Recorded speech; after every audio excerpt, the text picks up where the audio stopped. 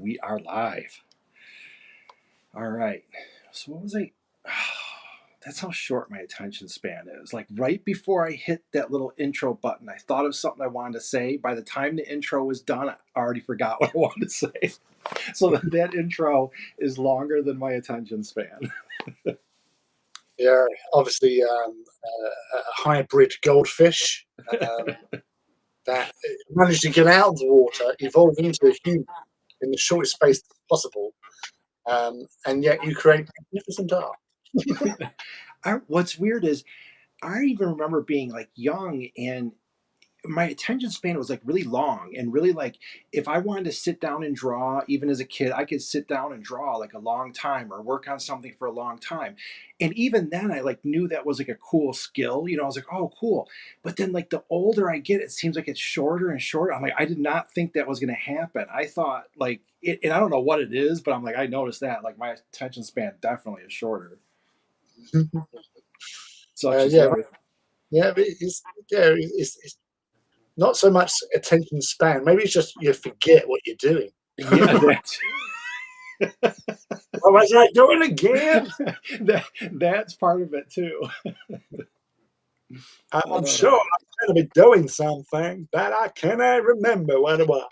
so I think I think it was your Discord. I talk to so many people now in so many different like tweets, Discords, Instagrams, Facebooks. It's like I have no idea where I talked to someone or was it email. But you did you do something like some sort of little play test with a couple of the Titans? Yeah, yeah. I utilizing obviously on my phone. I've got dice rolling apps, Okay. um, and using the what do you call it? There's like several Titan game like the game boards, like the command terminals. There's like apps that done app versions of things. So Okay, I gotcha. I loaded up a Side Titan with the loadout I would go for, and I thought I want to see how this goes in a situation where it's like up against like a mana pool of Okay, titans. I was wondering first of all, if that's kind of what you're doing because that sounds something like I would do when I played the games. Like how does it play out when it's battling one of these things? You know what I mean? Like how it wears down or what, what you can expect. So that's interesting. Keep going. Yeah, so it was like because when I've used one before. I used it once in a game after the first lockdown. It was when we was allowed to play in people's back gardens. Yeah. Um, I went around to my friend Phil's and we had a game, and I was like, "Oh, this is a useless piece of junk. Oh my god, this is like 700. Gotcha. It's rubbish. It's poo." Um, and then I realised afterwards I was playing it completely wrong. Okay.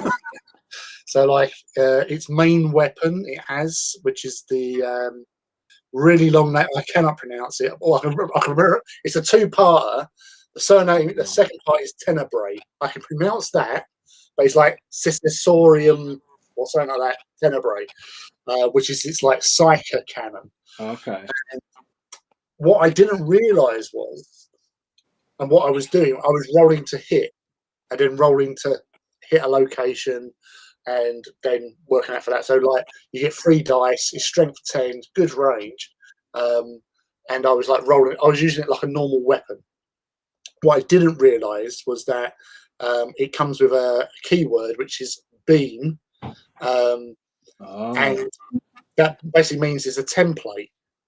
So you can just like draw a millimeter wide line to hit a target. You can also Okay. choose what part of the Titan you're hitting. So it's like auto targeting Oh. to hit. And those 3 dice you roll is to see if you damage it, basically. After learning that, oh, it also bypasses void shields. So, Oh. Okay. so like in the first turn of shooting, because one thing that you can't do with it is use it for in the orders phase. You can choose to do first fire, um, as a command, but these things can't. They use psychic powers instead, which one of them does do something similar to First Fire, but the only disclaimer is you cannot use the Tenebrae weapon in First Fire situations. So you just use one of your other weapons. Okay. But when you got to the combat phase, to coin the phrase, I seriously fucked up a warhound. It literally, I shot it, and it went to its last spot on its body. So literally, it was like 3 critical hits. So its structure went, its crits went, and basically once you're on that last one, all you got to do is just one more damage, push it over the edge, and it blows up. Yeah. Which it did, and it was sharing shields with its packmate, which that thing took like some like heavy damage as well, Yeah. when it luckily hit the body. So it got, well, it pretty much crippled the next one because its shields went down because of the crits. So from killing one Titan, I took out 2 technically because in Okay. the, Yeah. Because you heavily take it out. Yeah. Knocking down all its shields, I assume, is a pretty hefty. yeah, but because this is where the reactor management comes into it, because the reactors on the Warhound was up in orange. Okay. Um, it what? No, sorry. Yeah, it had to roll a d6 on this chart, and you could only get up to 1 to 6 because obviously 7, 8, 9, 10 are like the big explosive results. Yeah. But because its shields were down, it couldn't take, because I rolled a 5, it couldn't take that. And it says if the shields are already down, it goes up to the next one, which is plasma leak. It took more damage to the same location, and it went bang. Oh, all right. And So they still, you said templates. They have template weapons in the game in yeah, Titanicus. Okay, I always like. Are so do you know what? volcano that. So the downside with templates, well, the bonus of templates is that you can possibly hit something even if you miss, Yeah, absolutely, yeah. or if you're hitting a unit of knights, you can hit a couple of them, sort of thing. Okay. So And because that I thought I things heard 40K doesn't really use any templates anymore. well done. Oh, interesting. See, that was something totally new to me too. And by the Yeah. way, Mechanical Frog, hello, thanks for making it, and Rob Walters, good evening to you as well. Hi guys. Yeah. So they templates, as I said, they give you a good coverage. However, you cannot target locations. So Yeah, it's more in the hands of the dice gods. So if you're trying to destroy something, you roll your location dice, and you're going to hit something that you don't want to hit yeah. a lot of the time. So like, I've destroyed a weapon. Woohoo! Well, at least you can't shoot, I guess. But yeah, the sort of the targeting weapons are generally, for the vast majority of them, are quite weak, apart from the Sun Fury, which you can target and do maximal fire with, so that's quite nasty. Um, but yeah, it's when you're doing your Titans, you have to sort of figure out how you want to play them. Is always important, uh, Yeah.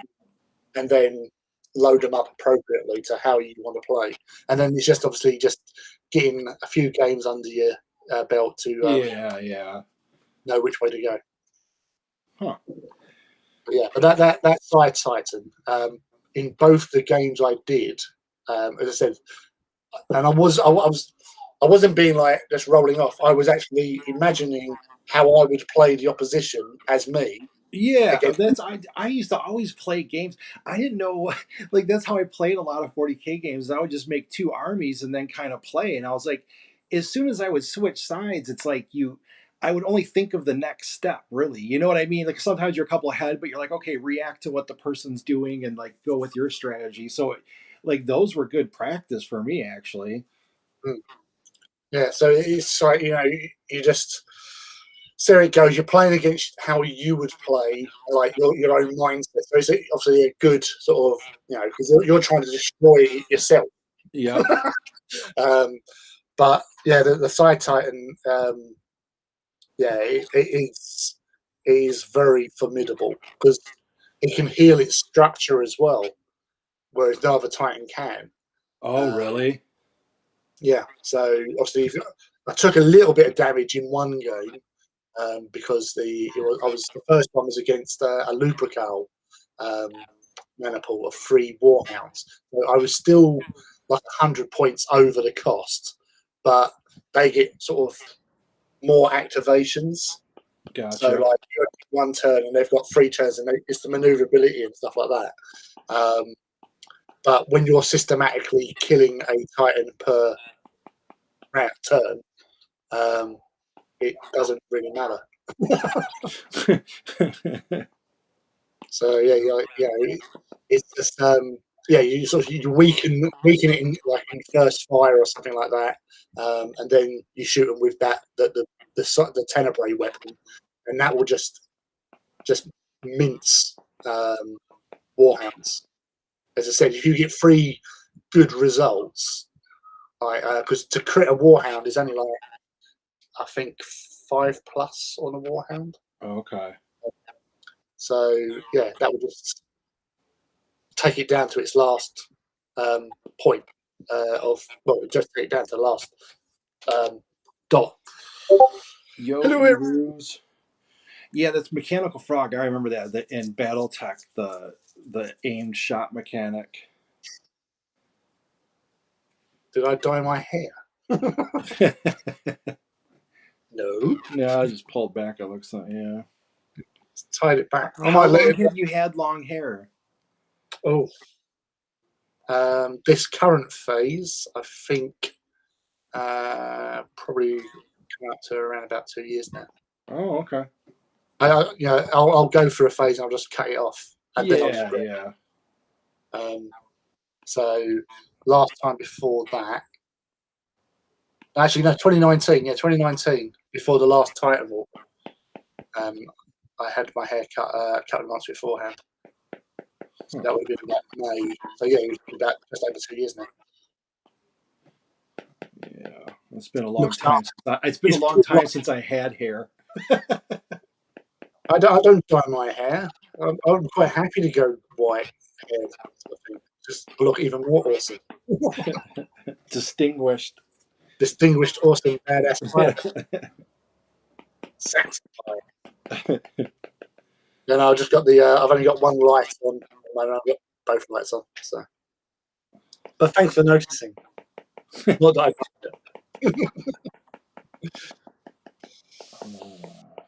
yeah. So yeah, I want to sort out a game with one of my friends, but he's actually just getting over having COVID. So. Oh, really?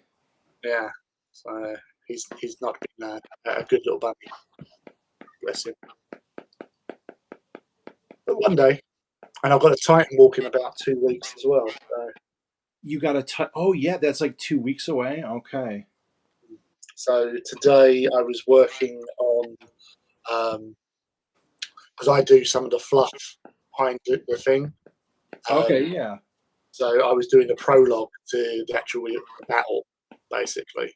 So That's carrying cool. on from the last battle, because this is the second battle of Titan Nova, which is a planet in the lower part of the Segmentum Solar, not too far from the Forge World of Riser. Well, it's near to Rise on a map, but obviously distance it could be light years and light years. Yeah.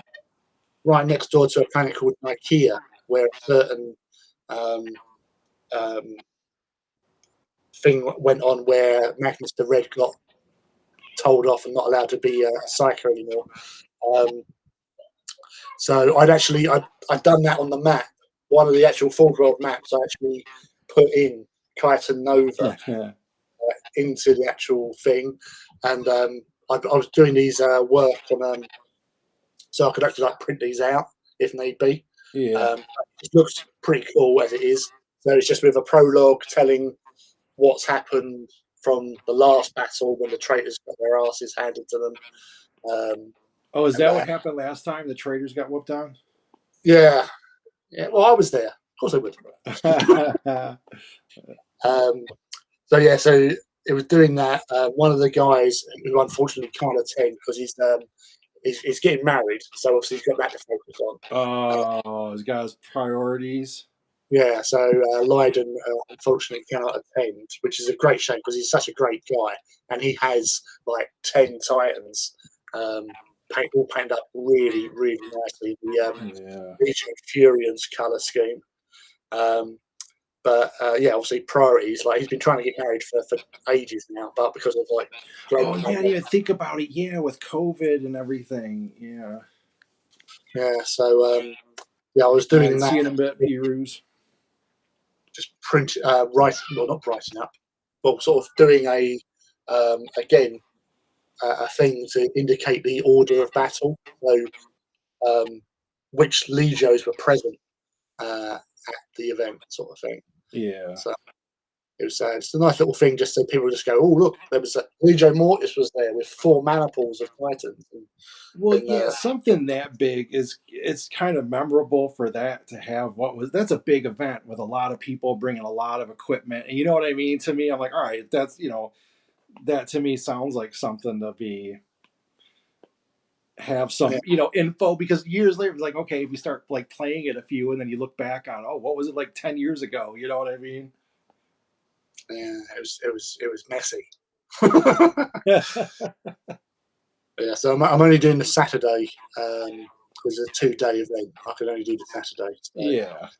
you're going up there, leaving early, drive up there, unpack my stuff, say hello to people, then kill them, and then return Yeah, home. get some kills in.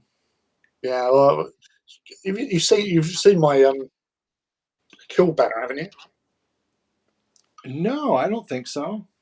No, I'll pop a picture when I get a chance into the Discord later on. Wolf Lord Lewis says dude I Oh, know.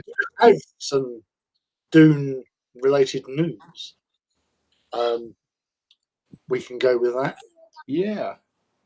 So it's nothing major. It probably won't No, happen. but just curious.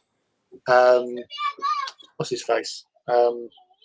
Jason Momoa Yep. has come out in an interview saying he would really like if Denis Villeneuve actually does like a 4 to 6 hour version of the film because they do have Oh. a lot of footage. So much like Blade Runner 2049, Yeah, I could see people gonna want the extra footage and everything.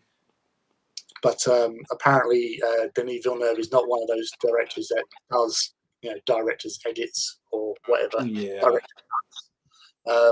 but as I said, Jason would love to see it in because obviously they've filmed loads of stuff, and he would love to have like the Lord of the Rings where he went from 3 hours to 4 hours. You know, Absolutely. Yeah, because when you're filming one of those big epic type things, they're taking all kinds of extra footage because they want to cut it in later or be able to use it if it's goofed up or whatever. yeah. So it's nice that he's come out and it's like so passionate about getting more film out. Yeah. It would be nice, but that's the only bit of Dune news that I have as of now. But it's only it's like 2 weeks away now? No, 2 months. Oh, 2 months, that's right. Yes, October 22nd. So Yeah. to book your seats at your local I know. I'll Metroplex. do something. I'm gonna see it. I wonder, is it wait, dude, I'd have to see about theater. Is that one? I wonder if it's going to go only theater. Or is it like is someone who's doing it? Like Disney does some of those. You can open early, but I don't think it's distributed through any of those. It was, well, it is meant to be doing HBO Max and theatres at the same time. That's what initially they said about doing as a release.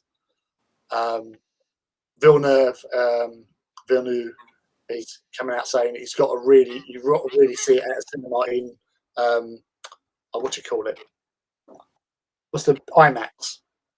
Oh yeah, yeah, yeah, yeah. Although, That and IMAX, like that's the type of movie that I would be like, okay, IMAX would be way worth it with that. From the way I was looking at those screenshots, I'm like, yeah, that would be an epic IMAX movie. Wolf mm, Lord Lewis, what are you working on? Are you working on any miniatures right now or anything? Let's see what he has going on. I did you ever see there's a I think Ridley Scott was the producer and I think it's on HBO Max. It's one of like the few things I do not have. And it was it's like some androids raise the kids type thing. Did you ever see that? I think Raised by Wolves. Yeah, yeah, yeah. I yeah, saw Oh, go. What were you going to say? no, so I have watched that. Yeah, Oh, you have. Were you okay with it? Like decent show? What's your kind of thought?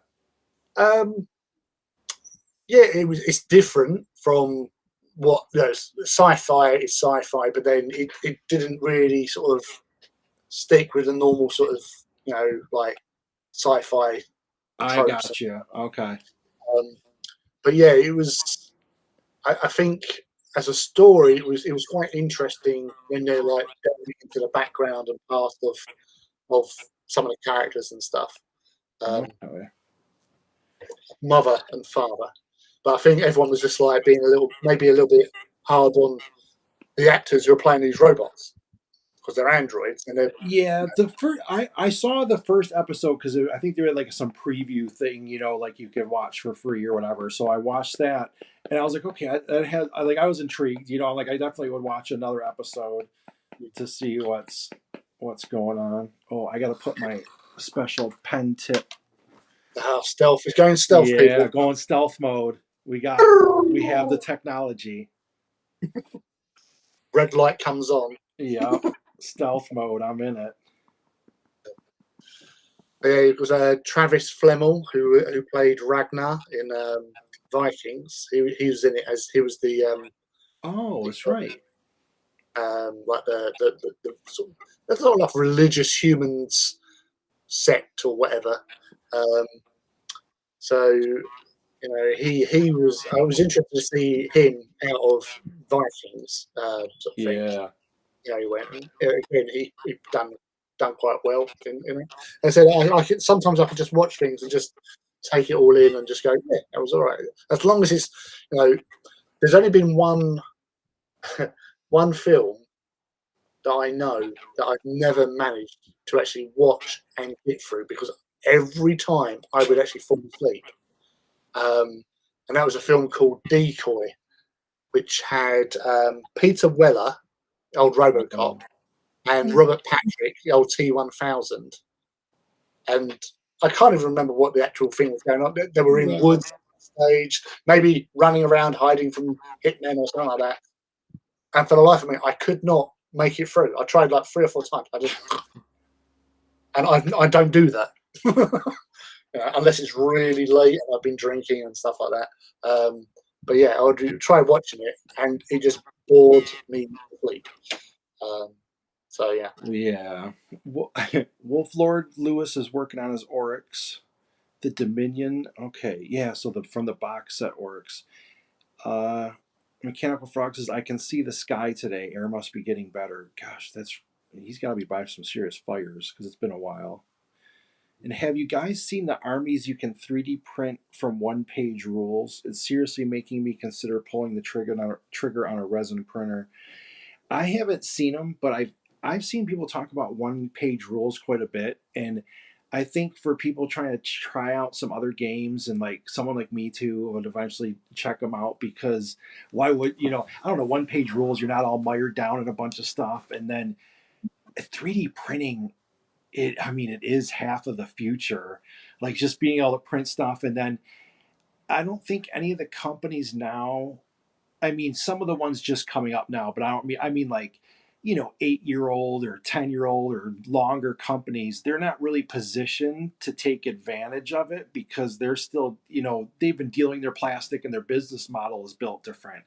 but I think some people are really going to capitalize on that. You know, they'll be able to like pump out, here's your rules, here's your STL files, and they'll almost like they'll monetize it differently. You know what I mean? They'll have a, they might do their Patreon like some do, but then have, you know, just different ways to sell stuff. So it kind of does intrigue me.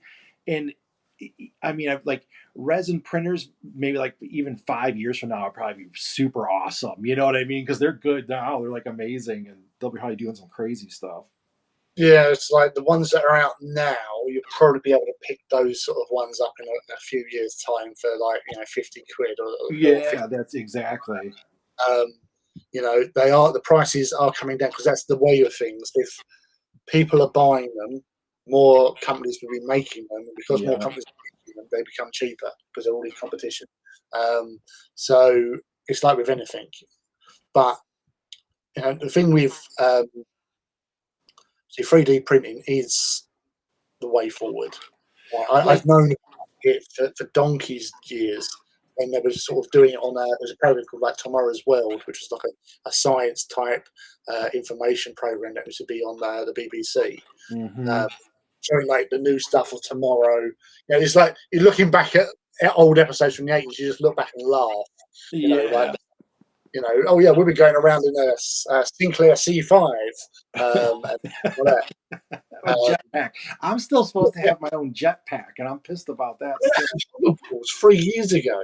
Yeah, just Hoverboard from Back to the Future should have been happening. yeah. Although, Like I want to be at like a backyard party and then be like, okay, I'm tired of it, and just hit my jetpack button and start flying out of there, dude. I don't want to waste it. Like, oh, I got to walk to my car and I got to get in my car. No, I just want a jetpack. I was promised that like back in the '70s with the Fall Guy. The Fall Guy was doing it, and I still can't. but yeah, so we're doing the old 3D printing. So they'll get better and better and better. And to be fair, with GW now, most of the stuff is done on CAD anyway. Oh, So it's absolutely.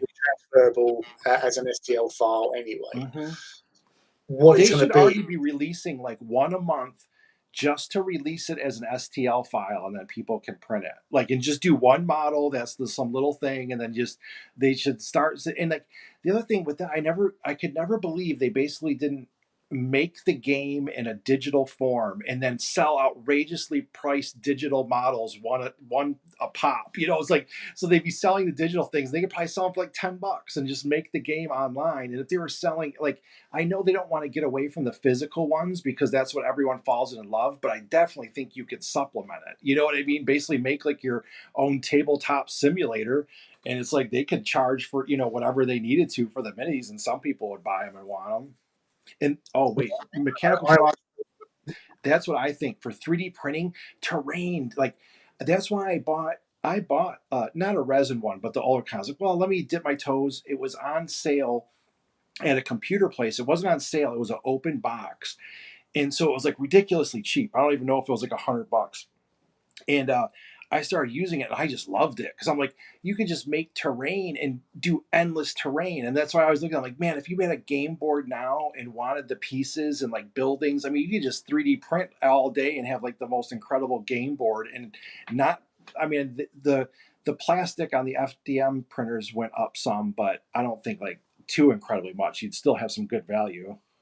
mm, oh, definitely. It's like I always thought like with all these like 3D printing like that, for someone like GW, if you've got banks and banks and banks of 3D printers all set up, sort of thing, you just basically build to order.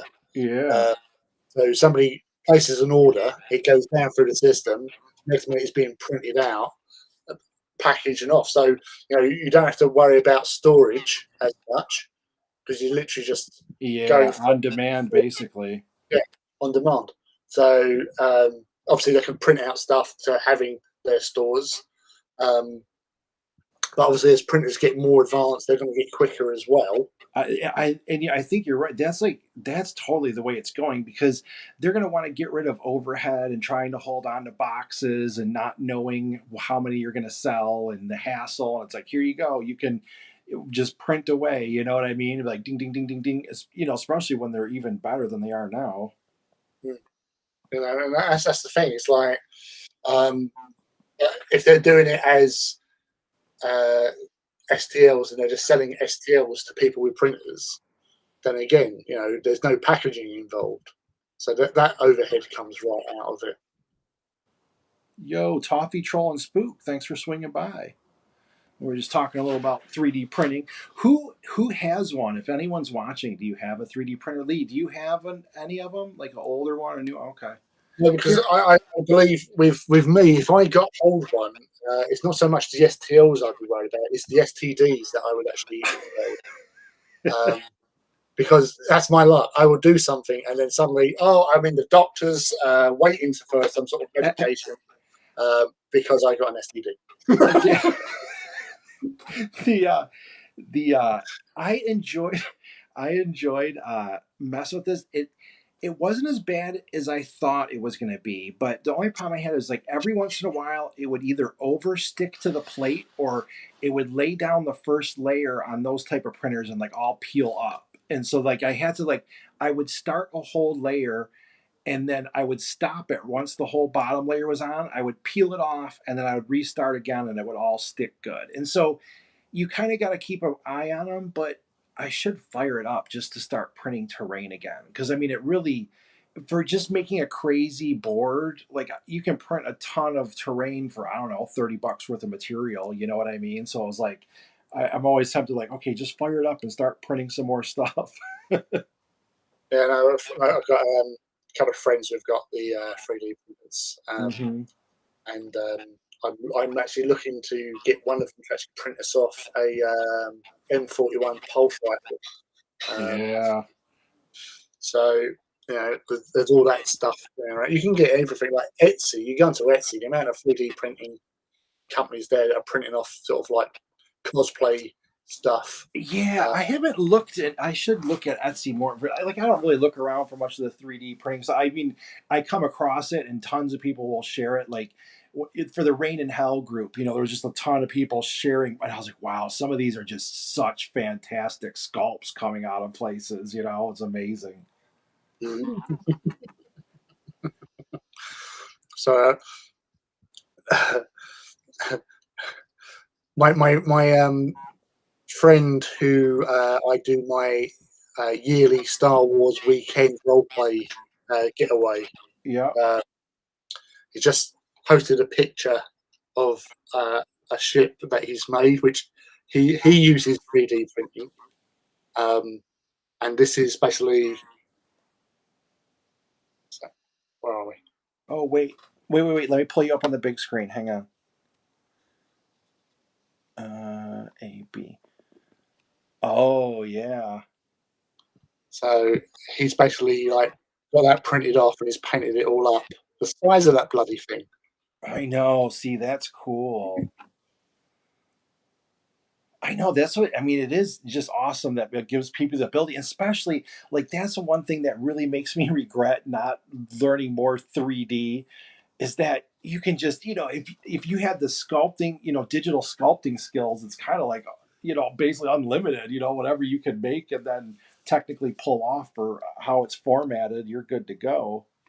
Yeah. Well, as I say, it's like it's having the space to do it as well. Like I don't have much room for everything's swamped out with Titans. I am up to my eyeballs in Titans. Well, you can Um, only do so many things at once anyway. You know what I mean? Everything's like a time sink in and of itself. It's like I love the idea of 3D resin printer, but there's no way like I'm working on this little empire or whatever I'm building. I'm like I don't have time to mess with the 3D printing. You know what I mean? It's like as much as I would love to, I'm like I know like the time it takes and okay then what? Like me, I'm so dumb.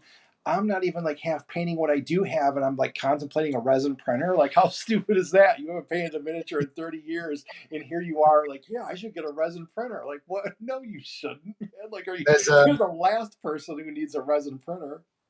a guy called Bronco Fish, Grimdark Designs, who does 3D printing, resin printing, or like, he basically you can sign up to like a Patreon thing where Yeah, each month you get new STLs are released yeah, that you can if you're doing the subscriptions, different level tiers or whatever, Yeah. you can get access to all these like designs and stuff for like scenery and all that. Which I think he's doing it mostly for AT, Yeah. but some stuff Oh, so he's done. someone is okay. See, that's what I was wondering because I'm like, yeah, there's got to be some places because me, I've always, and I think it goes back to the dioramas or whatever in the early White Dwarves. You know, you'd see them and like the scenery always was just like, oh my god, you know, and it's wild. It's like that's one of the biggest draws to me was like, oh okay, because then you can kind of create the whole world that it's in. You know what I mean? If you make the scenery, so I figured like something like AT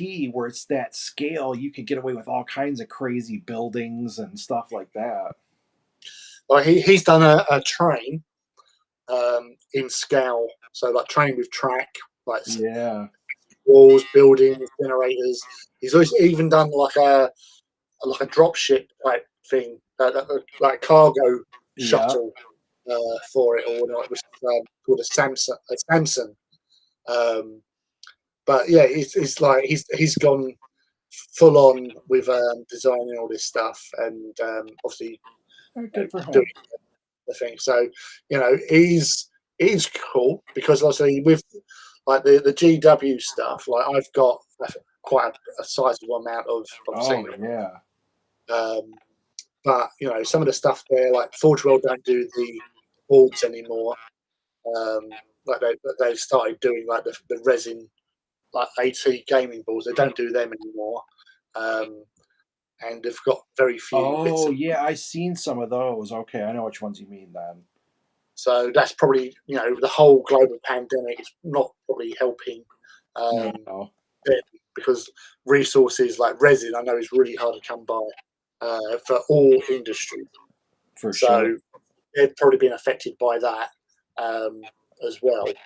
But it is what it is at the moment. So until things sort of start to improve and normalise, um, and they can start bringing out releases and new stuff in more higher levels for stock, because that's one thing. It's like so many people are you know complaining online about, oh, this is out of stock. I can't get hold of this. I can't get hold of that. Yeah, yeah, because it's the After a resources while, coming in too. They can't do it all when they got to go with other stuff. Yeah.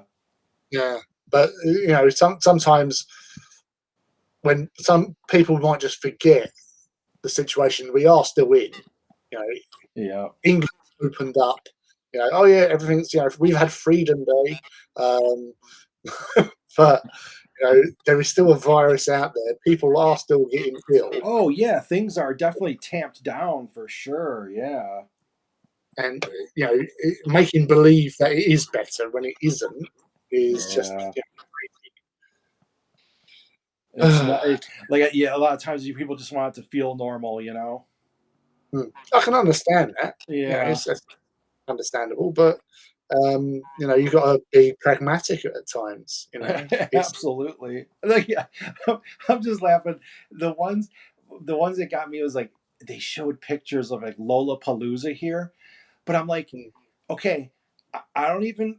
Everything aside, I don't care what you're doing, but like, don't go to Lollapalooza and then go like online and tell me how worried you are about COVID. Like I see like 1,000 people all jam packed, and I'm like, okay, yeah. I'm like, how many of those are going to be come back and then be like, I am so worried about all this COVID thing. I'm like, no, you're not. You were just with like 1,000 people, man. I saw a picture; they're all jammed in. I'm like, okay, well, you do you, but like, don't come in and complain about COVID and how everything's going on when you're out there partying. it's just crazy. Uh, It was- I've got tickets to see Faith No More, which oh, you do? I didn't even know they were going to be out playing. well, it was meant to be doing it last year, but then back in June Yeah. last year, and then they rescheduled it to June this year, and I was getting to a point where I think like in May, and I'm going, they've not said anything about cancelling because I didn't really think like I had my injections quite quickly. I had both my injections in March and April. Um, I was lucky, right place, right time, sort of thing. But I still didn't fancy going into a venue that's got sort of like 4,500 people inside Mm-hmm. uh, for a wild time. Um, so, you know, there was no mentioning on anything. And then suddenly they just came out and said, all right, we're putting it back till next year. So it's like, okay. Because I didn't want to sell my ticket. I didn't want to sell my ticket just in case Yeah. they put it back in. I'd rather they did that and then I could still go. Um, but yeah, it was, so I'm still going. So Rob Walters said he brought a bunch of the Broncos AT terrain. It's all modular, and there are a lot of different bits, which gives it a lot of freedom to build things. Yeah. Nice. And he's talking about the supplies. It's getting worse. Some of my suppliers are now quoting November ETAs due to spares and material shortages. Yeah. I mean, and it's everywhere. Some of them, some of my friends and stuff who I know are in like industry, like they have all their issues for everything from car parts to computer chips and to everything else. Mm. Mechanical Frog says, to be fair, outdoor transmission of COVID is non-existent. States don't even trace it. Yeah, outdoors, the sunlight stuff's gonna kill it. But I just think of like, is someone with it, and then how like if you're at some club or something when you talk real close to somebody, because you got to hear it, so it's just like spraying it in your face. So like, Toffee got a second shot last week.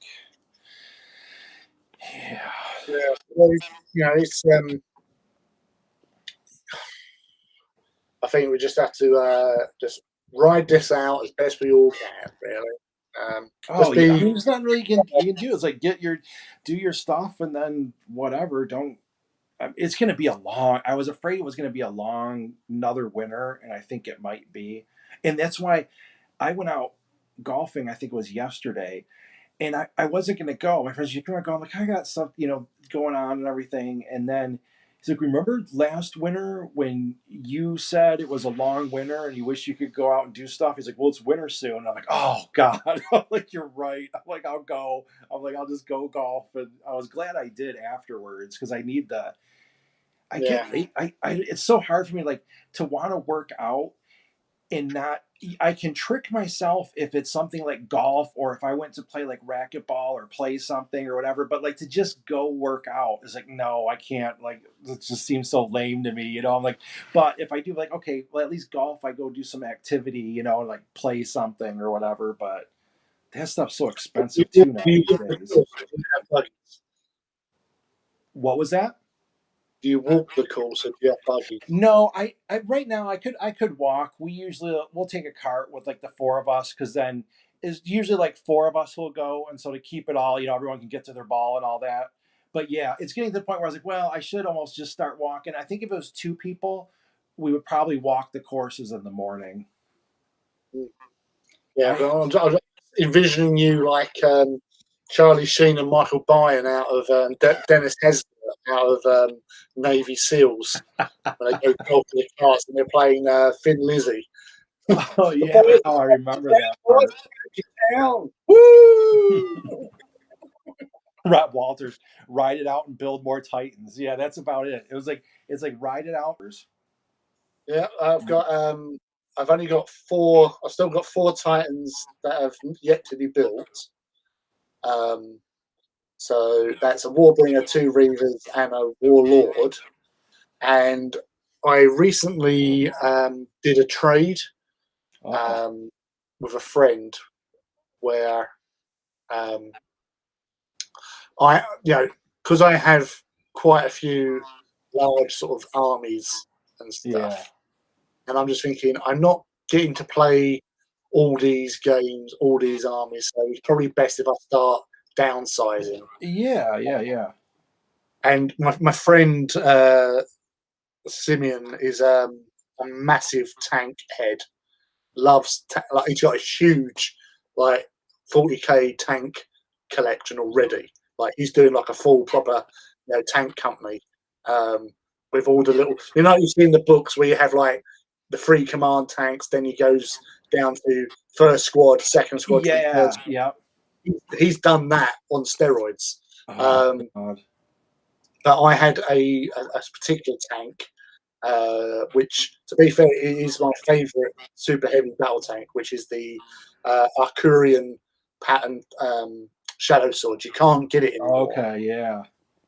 And so I just messaged him the other day, um, like, do you need one of these? I sent a picture, and he's gone, oh, I'm interested, sort of thing. And I just said, look, yes, I could get a lot of money for it if I just put it onto eBay, but I don't want this going to just anyone. I want it to go to a good home where it's going to be loved. So I done him a deal. I said, look, sort me out, like a couple of packs of that Titan weapon, a couple of packs of that Titan weapon, a couple of packs of that Titan weapon, and we'll just call it that. You're getting a deal anyway, because you cannot get this out of production. I could probably sell it for twice what he's paid, sort of thing. But as I said, I'd rather it go to somebody who's going to appreciate it, do a good job with it, and have it as part of his collection, sort of thing. And I got a few Titan weapons out of it because that's where I am. Mm-hmm. So they turned up yesterday, and I was just looking at them before coming online. I thought, oh, where am I going to put these? Are you on YouTube right now?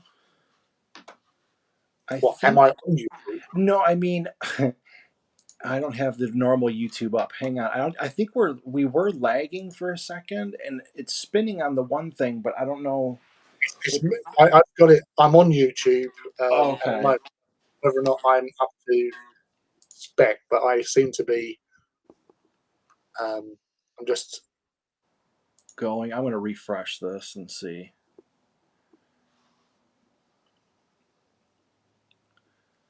So I might be a little bit behind. Okay, no, I just needed to refresh the browser or whatever. It looks like it's working. I think it just it lagged a few times and then it kind of just hung up on my studio version. So we're back. Uh, yeah, no, it's coming through. I'm on obviously my phone to watch and answer questions and stuff. Write it out and build more Titans as Rob. It was a great. You are lagging with low res, so I can hear my echo again, Yeah, but not. and it shows it just because my connection said poor, which I always hardline in, but you know how the internet is. So every once in a while it'll say poor, but it says excellent right now, but it said poor for like a few minutes, so I think it should clean up. Yeah, I've got it on here, and obviously seeing what you're doing through via the switcher. So Okay. sometimes on the switcher on my side it goes fuzzy, Yep. but on my YouTube viewing it doesn't. So like when you're showing pictures, most of the time I'm actually looking on the phone. Okay, that makes sense. All right, so thank you, Toffee, for letting me know. Yeah, better now because it says excellent. So it had like a couple minutes of crummy feed. So it's been treating me good. Like with this, I want to try like some people use the other software. I used to use Streamlabs when I first, but that's what it kept bombing out for a reason I couldn't figure out. And it wasn't like my internet, and it wasn't that because like this is all running fine. I think it had something to do with I was connecting and using the iPad at the same time type deal, and it just wasn't like the best streamline for it. Yeah, so hair's coming down. Is it hot out there today? No, it's just, head's getting tight. Oh yeah. It's sort of like I could uh, yeah. character out of Hellraiser 2. Yeah. Like the psychologist dude who goes down and gets turned into a Yeah, Cenobite, yeah. drilling into the back of his head. That's how my head was feeling just then. I Yeah, I felt could bet. that to be lifted up and then go around and go "Brrr," and Cenobite Those people. were, and I'm not like big into horror movies or something. Those were, there was something about like, I think it was just the whole creepy factor and the Cenobites or whatever that I just, because it's not really like my type of thing, but in a way it totally, like, I like those movies. I was like, oh, it's just something, I don't know, something We about shall it. look for flesh. Yeah, they were hardcore. Old pinhead, chatterer, butterball. I didn't know. So wait, female I Cenobite. guess they said I read something like I just happened upon like a thing. The girl in like the first movies, she eventually turns into a Cenobite. I think they said, and I don't know, and Yeah, I was like, like way in the later movies, I guess she turns in, and I'm like, I'm gonna have to look that up again, and I don't think it was like in some comic or some other thing. I thought they did something with her, and then she was a Cenobite. I did not know that, and so I gotta I like, think I'm not sure if it was like it might have been a dream sequence. huh? Um, because I seem to remember her dressed up in sort of like a very sort of like leathery sort of Yeah. looking very goth um, like. But I don't think she did. Though she might have. Honestly, I can't remember. I, Me either, I, because I remember watching. I remember watching number three, and I've only seen number three once. Um, was that the one where but they were in space or something? that was the one. Yeah, well, that was the one with Terry Farrell, who played Jadzia Dax in Deep Space Nine. So that was the Yeah, one I'm gonna like have to hello. rewatch because I saw like the first, the first. I know I've seen a few of them, like all the way up to like the space one, but like I seen only two of them, maybe like once or twice. You know what I mean? And the first one I saw a bunch. Or the space one. That's Wait, Bloodline, I think. okay, that's what it was. Because the third one was definitely because the first two were based in sort of like the first one was filmed in a house in Watford, outside London. It was like a cheap budget sort of thing. Yeah, Um, and then they got the better budget and they done it like a mental hospital where the surviving girl from the first one was there or who her uncle or yeah, um, and then that all kicked off and then it all went across to America for the third one.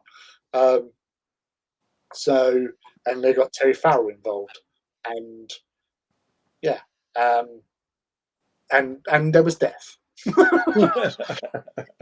Many people were pinheaded and yeah, and you know the usual stuff.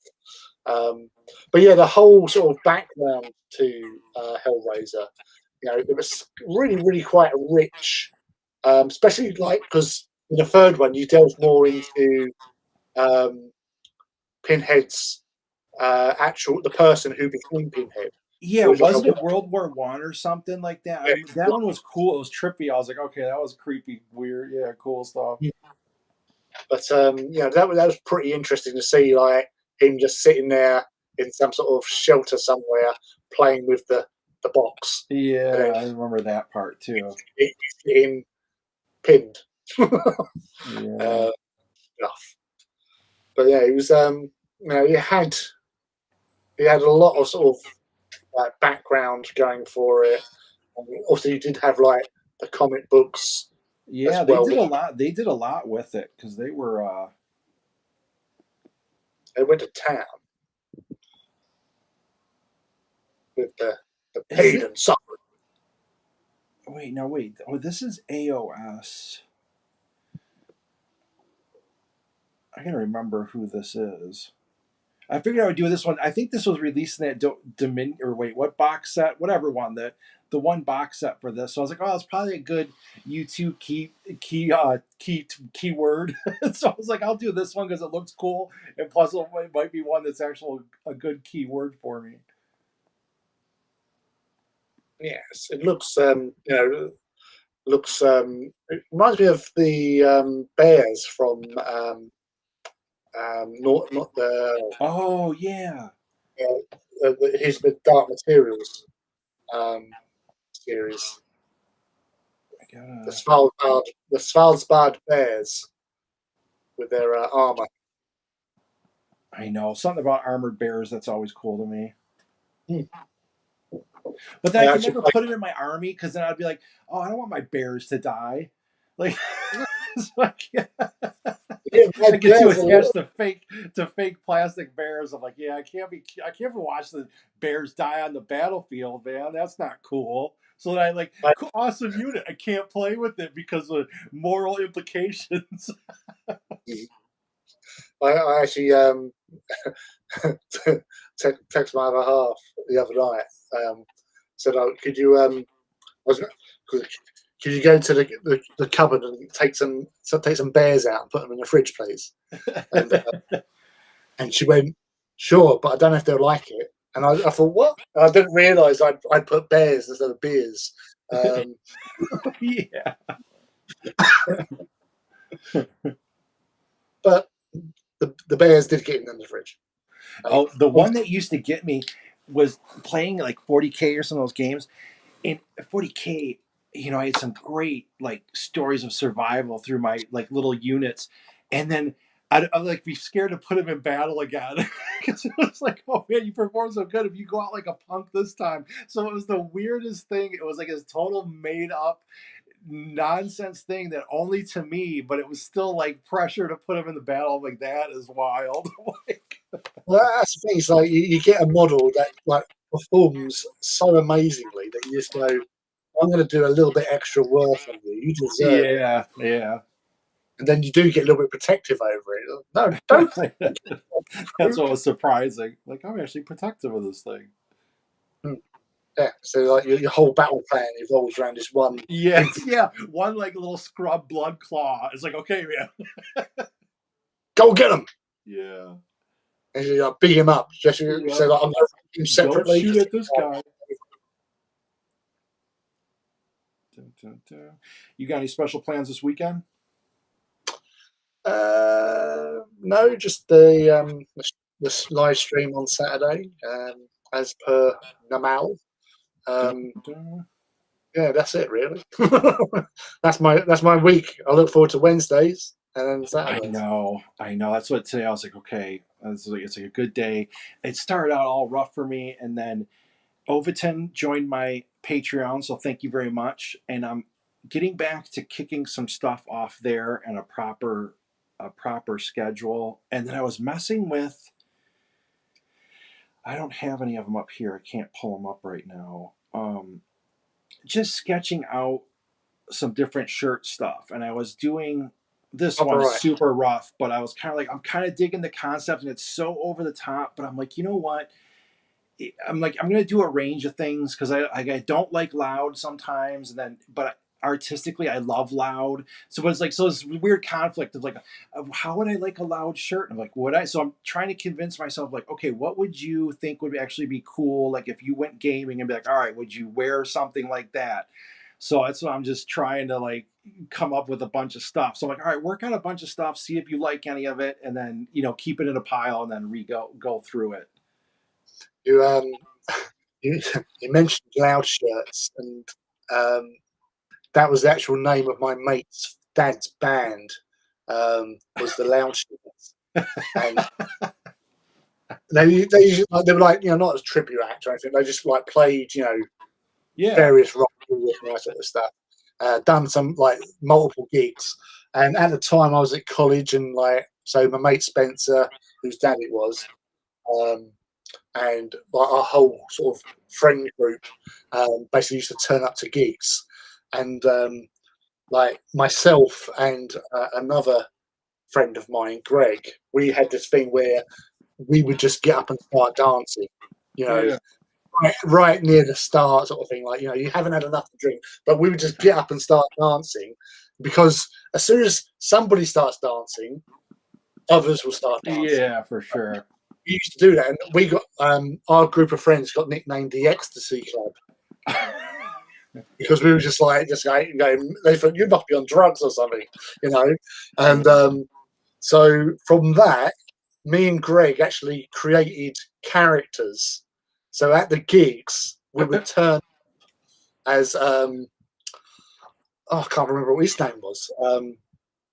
I was Oswald, and it might be Gertrude actually. Oswald and Gertrude, right?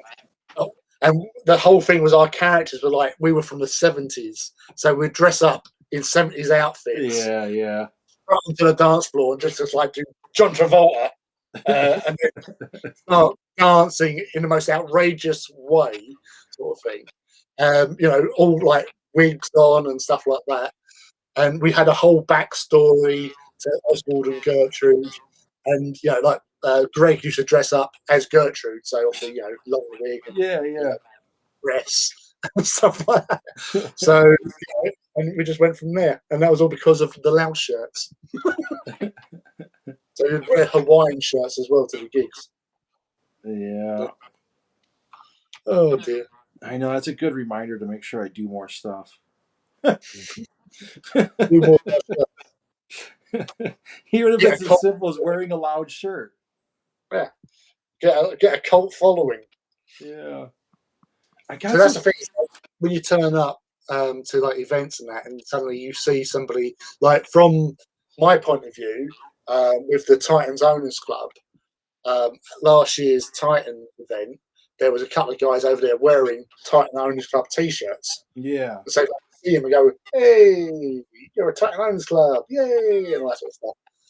And seeing that is really really cool, sort of thing. So Yeah. like, I agree with yeah, that. And especially for an event and something like that. It's like, okay. And that's what I was getting some warm reception to the ideas of shirts and stuff. And I was like, I, it was almost like with Paintovers where I used to think, I don't know what would go on in my mind where you're thinking like, oh, I didn't even guess think about it. Like I didn't think about like, hey, would anyone else like these Paintovers? Like I was just doing, it. I was like, oh, okay, this is cool to me. I'm like messing with it. And then I wouldn't really think, hey, yeah, people are going to like these. And so it just kind of grew and I was like, huh, I'm like, okay, people did like that. And it made me, realize, okay, well, yeah, obviously there's a bunch of people like me who liked 40K stuff, you know what I mean? And kind of always imagine it's like, that's why it's $1 billion company, it's not because no one likes it.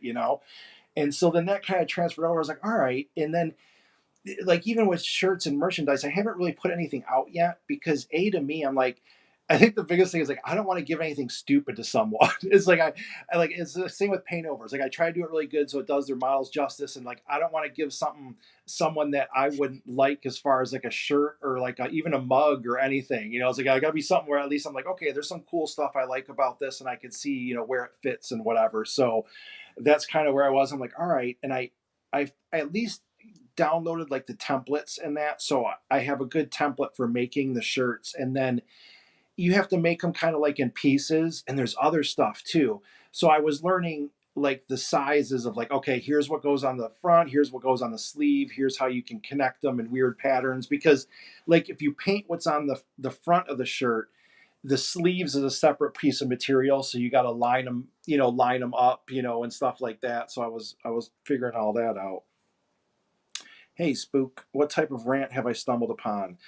I don't know. Well, I was just talking about some merchandise, and then we loud shirts. We got into a band discussion because of loud shirts. one of those things.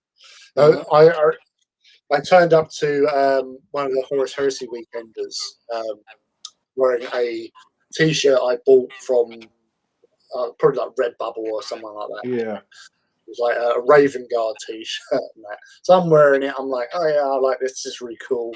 And I go in there, and as I know several guys that work for Forge World and stuff yeah. like that. And I saw one of them in the bar. So well, I'll go over and say hello to Paul, to Rudgy. So I've gone over there. All right, there, Paul, where are you? I said, yeah, not too bad. And he's looking at me. He goes, that's not one of ours. He was the guy who done the T-shirts and stuff like that. Oh, that's He's looking funny. at me, that's not one of ours. No, it's not. So you just felt, yeah, I just got it.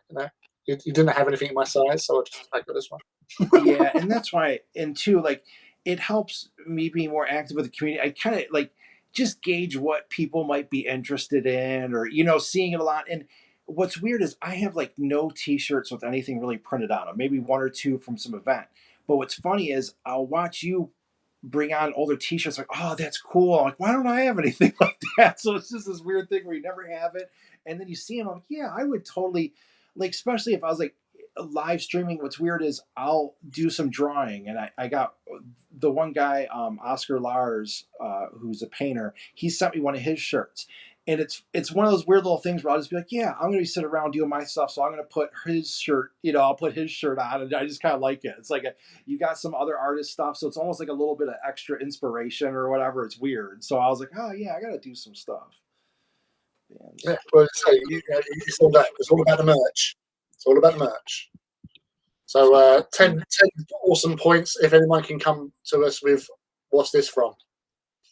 Oh, we know what that's from. Good old Flynn. Because I've before and I asked the same question. Yeah. But it's to see if they're listening out there in the chat field. I know. We're gonna do some sort of like little mini giveaway. Not nothing like big, but I want to do some cool like little things. We'll do that because I'll still give away a couple more Audible books, and then when I start running some test prints on some of the shirts, I'll give away like some of the test prints and all that kind of stuff. So I'll have some stuff coming up that I gotta think through with this, but it's gonna be fun. So it's gonna be a long winter. So I'm pre-planning how I can have fun during the gray days of where I live and everything. There's nothing wrong with planning ahead. It's a good thing, Mm-hmm. wise thing to do. I But gotta be ready. actually, I did actually the other day sent off to get a poster made of the Titans that you did for us. Oh, did you? Yeah, I can't remember. I think it's like 50 by 50. Yeah. Um, on the thing it said these are the sizes you can go with the resolution on the picture. So I think actually, um, I actually got it off of the one of your the one. I'm not sure if it was the one that you sent me because I just put in the first one I found Yeah. um, on my phone. I put that in there. I said these are the resolutions. I thought that is like an interesting size. I'll go with that. See how that comes out. Because that's the thing when you get your paint overs, having them printed out and mounted on a wall would be quite awesome. They So look that's they when I printed them, that was a big thing for me because I saw them in print. When I bought the print, I'm like, okay, this is cool. Like then I was convinced. I was like, yeah, it looks all cool digital. But when I held them in a print format and seen them, I was like, all right, this like that looks cool. It just looked cool. And so it was weird how I would see them all the time, like on my tablet doing them. But then when you see it actually printed, it's always like a different feeling or whatever. oh totally yeah. Like if we've got all these places, obviously over here, over there, you've got all these companies that do different forms of printing, whether or Yeah. not they're going to put canvas onto sort of metallic plate or whatever, Yeah. gloss, varnish, whatever. Um, you've got all those options, and being able to sort of do that as because you want that as a feature, um, in your little hobby hole, wherever it is. Yeah, Spook says, "Is the background just the pyramids of Giza with the orange dust filter on?" Yes. I took a photo from the things of Giza. I'm like, hey, it's gonna be one with the background. And I totally that's why you can really tell from this capped one that it's just the Giza on there. Yeah. So I put them in as for the background. Yes. Line up with the belt and the Ryan. Dun, dun, dun. Is it from Flynn's Arcade? Yes, it is, Spook. It is from Flynn's Arcade. Good old Flynn's Arcade. Did you like the newer whatchamacallit? When did it come out? Feel like what, 5 years ago? Oh, Tron. Yeah. Yeah, I liked it because you had the music on it was pretty awesome. Yeah, Uh, actually that was. so, which now the guys with the helmets, damn it, they're just broken up last year. Yeah, they did. That's now why can't I think of their name? Around the world, Yeah, that's around the song I the was world. thinking of. Daft Punk, Daft Punk. Yeah. So with their sort of outfits, sort of blend, perfect for this sort of film. They got the gig. They done some awesome soundtracks for the film, They did hit it kind of out of the park with that. and using all the modern technology and gizmos and all that, just throwing lots of like neon blue. You can't go wrong really. And what they did with Bruce Boxleitner as with Tron and Jeff Daniels having like the younger version. of Yeah, him. I know. I wasn't a fan of that. I still don't like the most of the digital people. They come close to me, but for the most part, I'm like, ah, Yeah, I was actually I've mentioned it before. My friend who does a podcast about like Star Wars podcast. yeah, Um, I've been listening through the episodes, and they were talking about Rogue One, and with Rogue One, I enjoyed the movie, but it's not one of my favourite Star Wars movies. Like yeah, loads of friends are like, "Oh yeah, it's awesome, awesome," but I could sit and watch Solo more yeah. and feel more like it's a Star Wars sort of film, whereas Rogue One is a war film in the Star Wars universe. If you See, know, and that's what. So what's interesting is I think you are totally right on the. That's what I liked about Rogue One is it didn't try to be Star Wars, which I was grateful for. I'm like, tell me tell me a story in the Star Wars universe that isn't just necessarily Star Wars. Like I don't even care if it. You don't even have to put Luke and whoever in it. You know, it's just like you have it totally separate, and it can be about something that's not. For me, they could have went something not even related to the whole rest of the Star Wars universe. They could have told a, just a little story. So I think you're totally right because it had more of like a war story than a like a quote unquote Star Wars story. But I think for that it fit to me. Like I thought, hey, that feels like in world, even though it doesn't feel like an actual Star Wars story. So I would say, yeah, I got the same feeling. And greetings, Overton. was there was all going with the because one of them is like he works in the film industry, so that again they're looking at they could have done this, they could have done that. Which hindsight, yeah, obviously you can say that, but there was obviously troubles with the production and stuff. And after listening to it, I thought I'll watch it again. So I did, and yeah, I enjoyed it. I watched it without sort of like fast forwarding or anything. I sat there and watched it after listening to their podcast and stuff. And I noticed, yeah, they at the start they sort of jump around quite a bit. It was a Yeah. different start, all the other Star Wars things and all that sort of stuff.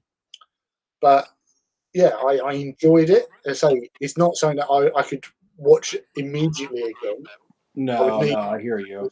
separation from it. Um, but I always remember, like, the bit they had in the trailer, which wasn't appeared in the film, like the whole thing where she goes, you know, well, we're rebels, we rebel, Hmm. that sort of thing. They didn't include that in the film. Um, but it was the thing they were talking about was when they had Peter Cushing and a young Princess Leia sort of thing. Yeah, And yeah, they were saying, like, just because you could doesn't mean you should. yep, Because the guy who was the body double for playing Peter Cushing and also did the voice of Peter Cushing, actually, if you've done a bit of work with makeup, he pretty much had most of the Peter Cushing look about him already. So yep, you could have done that and just gone with that because there might have been a few bits where it didn't look as real as it should, yeah, where they're yeah. stuff. Um, But yeah, when I watched that and I thought, yeah, it's all right. He does look different to how Peter Cushing looks in the film, Hmm. the original Star Wars, but obviously that's because he's dead. He's And never come back. yeah, you would look a little different seeing that he's dead. But, So, in me, I'm always kind of like I'm half forgiving. Like if I rent a movie or something, I'm kind of forget like I don't super nitpick them in general. You know what I mean? Because you'll find every movie has a billion things wrong with them, in my opinion. I'll be like, oh, this. So it's like I don't like if it has some little bit of quirky whatever in it. It's like okay, it's like it lasted for 3 seconds. Who cares? You know what I mean? But it does when it's a really quality film or something. I would hate to then see like the digital guy. Then it would like disturb me a little more. It's like if you were telling this new like Dune tale, right? And it's like going all awesome, and then you introduce some like digital quirky character who doesn't like look right. I'm like, oh, dude, you had this great like flawless feel, and then here's a computer character. yeah, it just sort of just it takes you away. Because that's Yeah, where um, like Star Wars, like the new ones, did quite well. Was the whole thing where um, Simon Pegg phoned up JJ Abrams and went Abram and went, "You've got to do real effects. Don't do," Yeah. because he was going by his reaction where his child was watching Empire Strikes Back, sitting there Yeah. watching it, and her reaction to seeing the Yoda puppet was like, "Oh, it's real." You know, Yeah. Yeah. and, and like he just thought, "Hold on a sec." So he just phoned up and said, "Look, you got to do practical effects," and he did, and they looked great. All the little characters, apart from Maz, who Yep. was CGI, but all the other like things in the bars and the things, Yeah. you know, makeup, costumes, or whatever, um, they really did look, authentic. Didn't look And see, that. that's the thing, especially for like a movie like Star Wars, where it's always been super effects heavy and try, you know what I mean? And there's still the thing about you. It's so hard to trick your eye that well. You know what I mean? With something that's all directly in the sunlight and you know how the way it moves and everything. It's like, dude, you have generations and generations of your eye detecting like you know movement and stuff. It's like it's hard to fake that. Yeah, although I must say, like Avatar, Yeah. I think the exception to the rule because you're sort of it's not like a practical effect. It's CGI before you go into it. Yeah. Yeah. But it is really well done. Even like the facial expressions on that sort of thing, all these the Navi and all that. And I watched it in lockdown last year, and I personally because this is one the only film I've ever gone to the cinema 4 times to watch, Oh wow. um, because I was blown away by it all sort of thing. But it it didn't to me it hadn't aged. Still as sort of looked as good as it did like 11 years Gotcha. ago. Um, I seem to have frozen on one part. Um, but Oh, we did. I think we're yeah, still going. It says we're. It says my stream health is all good, but I notice it's kind of froze right there. But it's probably just for that second. We'll see. it's just having a little moment, I should say. Um, but yeah, it was just like it hadn't aged, and I watched it. And I thought this is still as good as I remember it. So, and because I'm accepting of the CGI part of it, because it is a Yeah. fantastic place. If you was putting the Navi in downtown Brooklyn, Yeah, when you're going straight magical glowing trees and stuff, yeah, absolutely. yeah. So you accept it more, and it just works. Um, but yeah, no, as I say, and like, is it next year or the year after that we start getting Avatar 2, 3, and 4? Because that's what he's been doing for the last few years. He's been doing 3 movies. Um, Yeah. so I don't know. But yeah, the CGI in Star Wars was obviously the prequels weren't the greatest, and it hasn't held up well in a lot of Yeah, cases. no, because they were, yeah, they went super heavy with those prequels. Whereas you watch like Mandalorian, and even though I watched some of the like a little bit of the making, and didn't realise that some of the sets they had weren't actually real. Yeah, They weren't located. they did do good, and that's an art of itself is knowing what you're trying to get away with. You know what I mean? It's like work within your within what you can pull off. Mm. Oh, totally, yeah. But there was something I was thinking the other day. There was 2 things I was thinking the other day. So in Star Wars related, one is like I was just thinking about like Luke Skywalker going off, and then just going, I'm out here now, and living on my own and stuff. And for some reason, I just thought, would it be funny if he went and tried to look for his granddad? Um, because Oh he kept, yeah. because he's a virgin. But seriously, the other thing I was thinking of was the Obi-Wan series that they're doing. Oh, they are doing an Obi-Wan. I see. I don't know. I Right? always worry.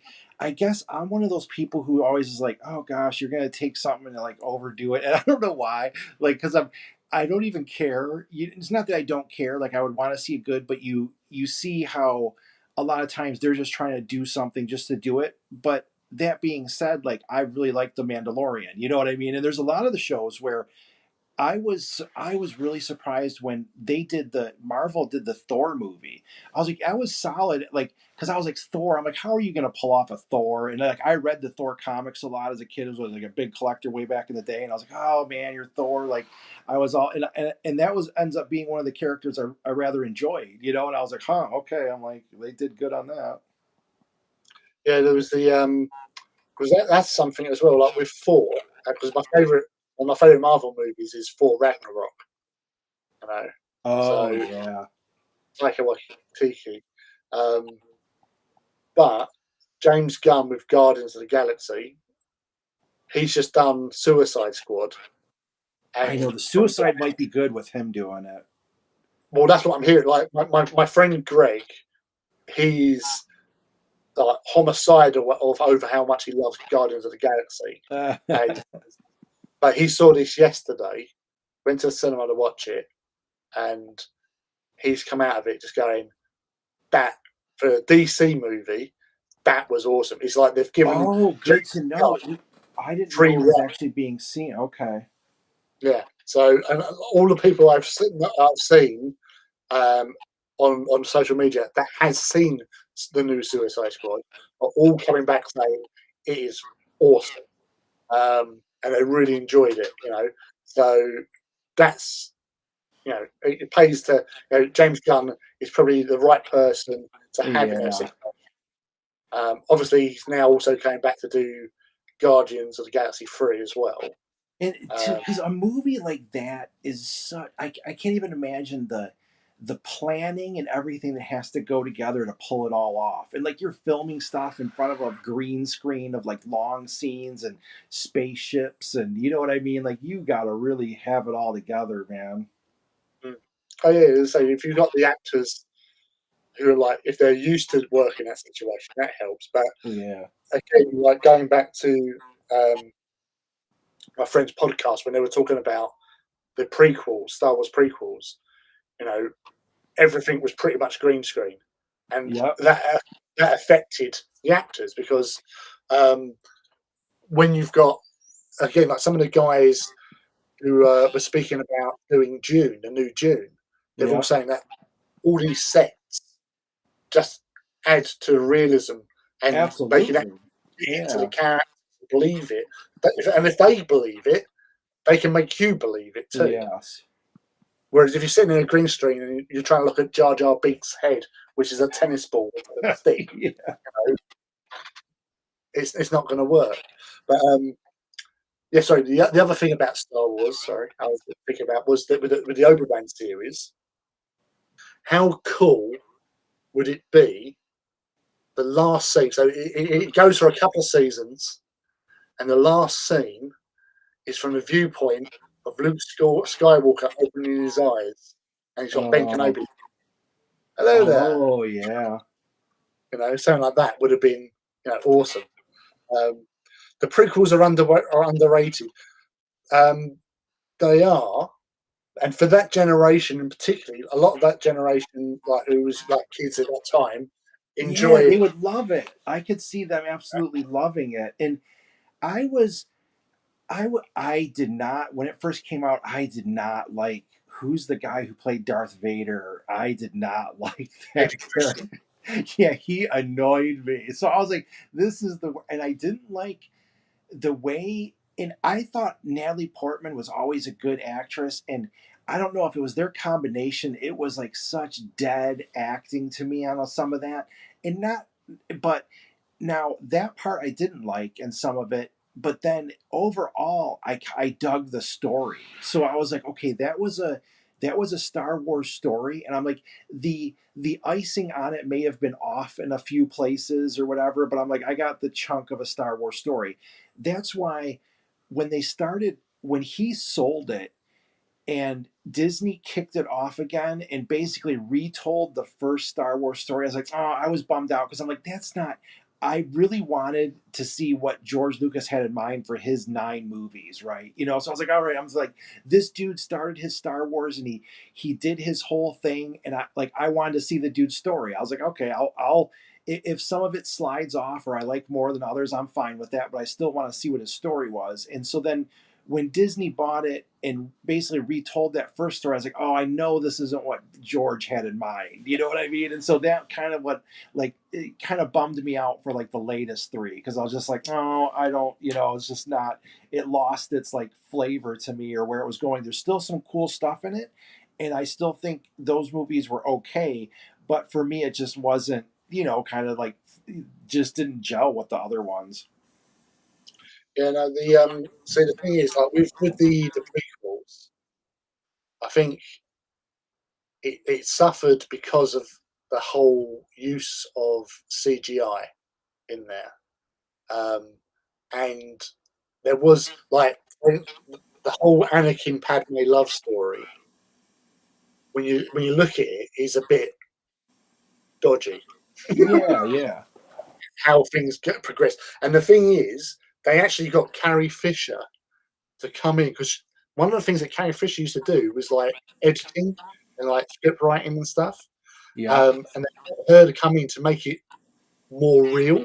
yeah. So what we saw was better than what was there. Hmm. It was just I don't the characters didn't really like Hayden Christensen and Natalie Portman didn't have that sort of chemistry, you know. No, they didn't. Yeah, and And there's things they could have done, um, but again, it's all hindsight. yeah, At the yeah, time, they're trying to do something, but the big thing with me was like Padme dying when there was nothing wrong. She was a broken heart or whatever. yeah, yeah. It's a For a little strong pushing it. character like who's been through the ringer, you know, married a Rogan, uh, had kids, but then it doesn't tie up with the whole fact that Leia remembers her mother. Hmm. And oh, I remember her. Yeah, she always had this like sad little smile on her face, sort of thing like that. And you go, well, she's on the slab, dead. Yeah, yeah, yeah, yeah. So there's things they could have done. Maybe he was just trying to rush things through or whatever. Hmm. But I think also the whole thing with like Qui-Gon Jinn and Darth Maul, um, two of the best characters. Because the thing Okay, is see, with that's what I was so mad. One of the highlights was Darth Maul to me, and then he was right away dead. I was like, oh, dude, he should have been the big bad, one of the huge thing. You should have been fighting him for a while. I'm like, dude, that guy was cool. I was like, he was cool looking. He had cool stuff. And like just how he was on the screen, and I was bummed because I'm like, man, that would have been the guy I wanted to see him really fight for a while. You could have the thing behind him and all that, but I'm like, that's like your main. So I was a little bummed, and then they went like all Count Dooku, and I was like, oh, I'm like Count Dooku is kind of boring compared to Darth Maul. You know what I mean? I'm like just visually and everything going on, and I'm still like a Star Wars fan where like the visuals count huge to me. I actually I did like Dooku. Dooku again because the thing with the prequels, and this is what George Lucas said, is that you can't do the same thing as you've done already. So Absolutely. what we got was different to what was already done. So Which I think is Star Wars to me, which I like that about it. Like they weren't trying to like retell the same story to keep it alive.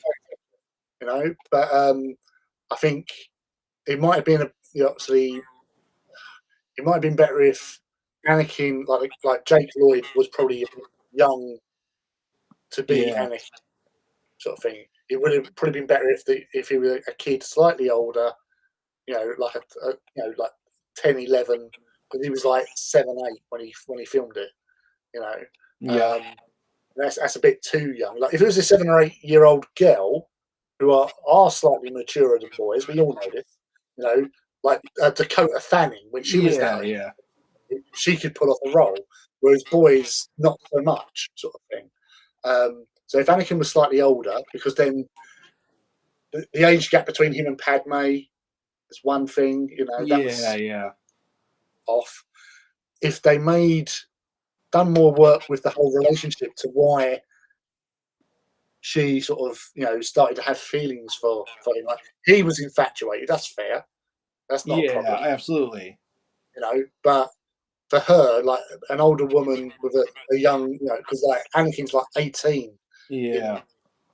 Attack of the Clones, and it's just like, That's what it was for me with the love story. I was like, oh, hey, this, and then all of a sudden it's like, oh yeah, we're madly deeply in love. It's like, wait, it didn't even like evolve. You know what I mean? It was like, yeah, at least, but I with think that's what they need to do, is actually sort of work on for like a thing for a bigger payoff. Um, absolutely, so Anakin, like in the second one, Anakin being heroic, maybe like, because he's protecting her, yeah, maybe protecting her like really well, and like saving her life on numerous occasions. hmm, Because it's all that sort of emotional um, things. When you're in an intense situation, yeah. you Then go, you can really develop different feelings and stuff. Yeah, yeah, and these are all things you go, hey, he saved me life. He's actually yeah. pretty cool. I like him. And you see people in different lights and that sort of stuff. So something like that might have helped with the whole, you know, And I was like, with the prequels, I'm like, she would not like some whiny kid. Like he sure does whine a lot. I was like, you can see him turning into Darth Vader because he was a whiner, dude. That's all I know. and how nobody knew that they were up to something. And maybe Obi-Wan did, um, Yeah, but because obviously Obi-Wan, like in like the Clone Wars, apparently I haven't watched it, but my friend who where I watched these, listen to these podcasts, described it that Obi-Wan did have a relationship with somebody, and because it's like, Jedi are meant to have yeah, emotional stuff, he sort of, you know turned away from it. He could have lived out his life with somebody, been happy with them and all that. They yeah, accepted him. He loved them, but he sort of not turned his back. He just, I'm a Jedi, I can't, sort of thing. yeah, Maybe that affected his sort of like, those two kids. Honestly, I'll let them, you know have their thing or whatever. I don't know, and maybe that sort of influenced him in that respect. But yeah, they could have done so much more with stuff if they really sort of, Hey, what they Overton, thanks for. was cool. You know, Yeah, I agree with that. Overton asks, "What's the story behind the forest setting as opposed to the usual dirt and smog? Really looks good." I Because I could pull it off on this one, I'm gonna put it probably in a few more. I'm trying to. It's hard on the free ones, right? To like do something fast and cool. So I brushed in. You can see this one. I will do the video. Um, put in some brush and wanted to fade them out to try like a good like a quick technique. And so then that's why even on the other one, I just took a photo of like the pyramids and I was like, all right, I want to put photo bash them a little more for something fast. Like if I was doing this one, and I'll go back and add and change a few things, but I was like, all right, it'll block in the picture good. It worked with the composition. I was like, I stretched it a little and like, shifted it to get it in there. And I liked the composition. So I was like, I seen some more of ones. I looked at whatchamacallit.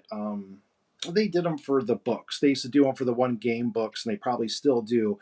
But they would have like photo bash, take a few different photos and put them together. And I was like, all right, I'll practice doing some of that just on a small scale and putting a few different backgrounds and try to like I don't know, just keep learning something and doing it. This one has like a photo in the background, kind of two of them, and then it has some extra pieces I put down, and then I framed it with like the black and the silhouette, so it contains that little bit in the background. So trying to just learn a few things where if I want on free paint over day to kind of amp them up and still do them quick. Yeah, and that's kind of what it emphasizes the setting. That's kind of what I really want to do more with them is like place them in a specific thing, and it takes me time to do. So like on the to do the ones quick and to knock them out in an hour and a half or 2 hours or something, it's kind of taxing to just come up with what I really want. It's like, oh, because I'm always looking at like, oh, I could really do this and do that, and it becomes a time constraint. It's like, okay, yeah, I can do all that if you want to spend 2-3 days working on it. like, I wish I was independently wealthy to do it because they would all do that. But and by the way, Overton, thanks for joining the Patreon because that does help. And I mean that is literally like people are helping fund it. So that's why I'm like, okay, I want to keep pushing it and doing more with them and stuff like that. So, the more people who can like donate or whatever, it does help because then I'm able to like, okay, I will put more time into it and I can, have the ability to do that. So I'm glad you like it though, because I kind of dig it too. I figured it went with all his spiky helmets and I kind of had these trees. I'm like, well, they kind of fit and look. So I wanted to match it up. Also I faded them out some. So if anyone's into this kind of thing, because obviously you put them in like right there and you can see me erasing some of it. So to give it that, it's in the fog and it's back in the background, and yet you still have some sort of, there was a lot of detail on this model too. So I was like, well, it sometimes if you put something like a tree where it has all the branches, it starts to compete with the model because you have so much detail and everything. So I was like, oh, I was able to fade it out and make it look good. And you got a lot of branches and stuff, but it doesn't get lost. So I was happy with it. Thanks for noticing. That's my tirade on the Paintover. Yes. Celebrate. Uh oh. Guess who's looking at me for FOOD? Yeah. Oh, Yes, he is. I don't know. What do we got? It's been an hour and a half. We might have to end here shortly, and then I'll go feed him and get a few things ready, and then I gotta reply to a couple tweets and that, and then all three of these I will end up going back and kind of doing finishing touches and that kind of stuff to really get them in there. Do you Star Wars or anything today, or any role playing? I mean, no, nothing today. That's I've not heard anything from the guys. So it's Wednesday night. I think I'll probably watch the Ty and that guy when it comes out in a bit. what The the what Expanse. guy?